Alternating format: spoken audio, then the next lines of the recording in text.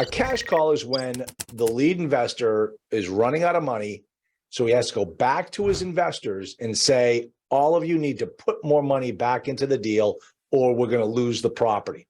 Now, if you read the cash call doc, if you read the operating agreement, all operating agreements have a provision in there that talk about a cash call. There are a couple different ways to handle it. If nobody puts any money in, the company can go out and borrow the money. And when they borrow the money, they pay whatever interest rate they have to get. Sometimes the person or the entity that they borrow from is one of the investors. And then he becomes a debtor and not just an equity investor. So he can name his own terms. The reason why they needed this cash call, look at these things. Number one, mortgage payment increased due to the rapid increase in the interest rate. They had a bridge loan, all right? And it turns out they never spent any money on updating anything on this property. The rent collections decreased due to non-paying tenants. Well, you saw what those tenants are living through. I wouldn't want to go knocking on doors to collect money in that property. Evictions are in progress. Oy. Property insurance costs increased by 40%. In 1 year, it went up by 40%, meaning like they made it sound like in the course of a year, but this is happening in Texas a lot. The property insurance costs are skyrocketing. Get a load of this.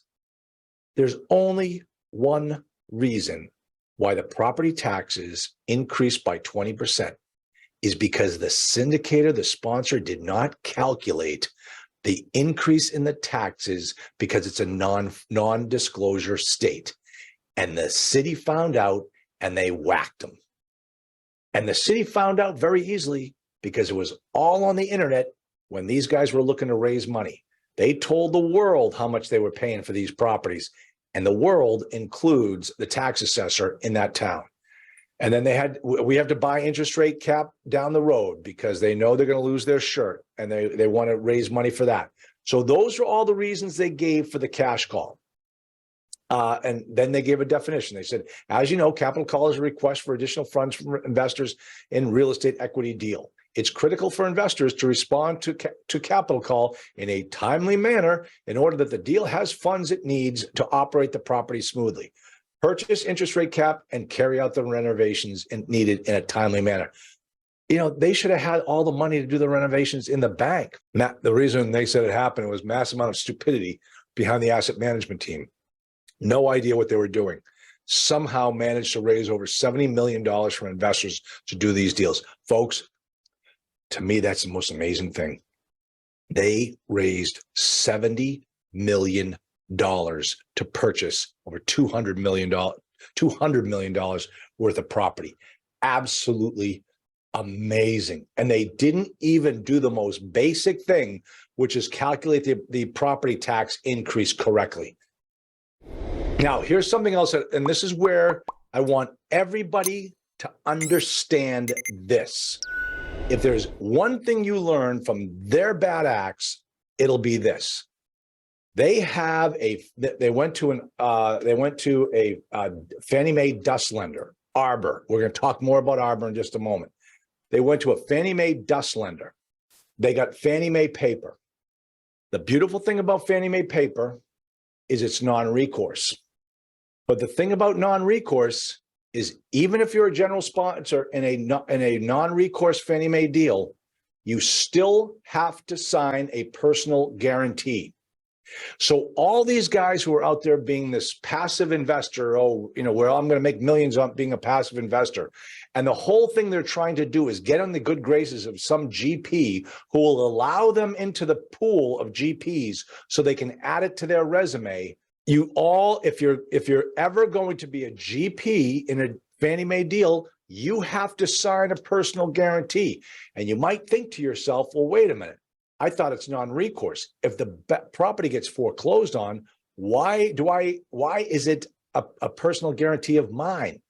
And the answer is because in a non-recourse, It's not really a non-recourse. It's what we call a partial non-recourse, which means that the property has bad boy provisions. If you do things wrong, if you commit fraud, waste, and abuse, if you don't make the mortgage payments, there are 6, I can't remember what they're changing them. You always have to read them. When I first started, I think there were 3 bad boy provisions. Last time I read a Fannie Mae document, I think there were 6 bad boy provisions.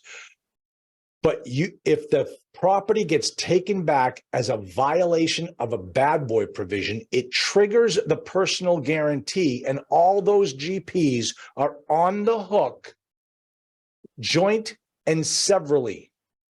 That means if one GP signed for all of those properties, they are on the hook for any deficiency in the property if Arbor took it back because of the bad boy provisions.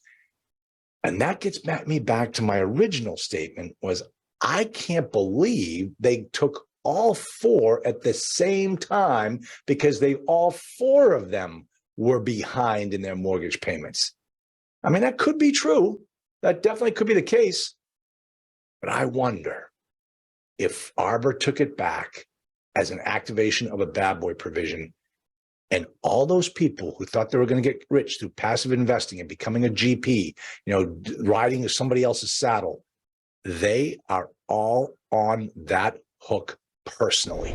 And I feel very badly for them, because they've got themselves into a bad deal, very bad deal. There are a lot of sleepless nights for a lot of people in that organization, which is really a shame.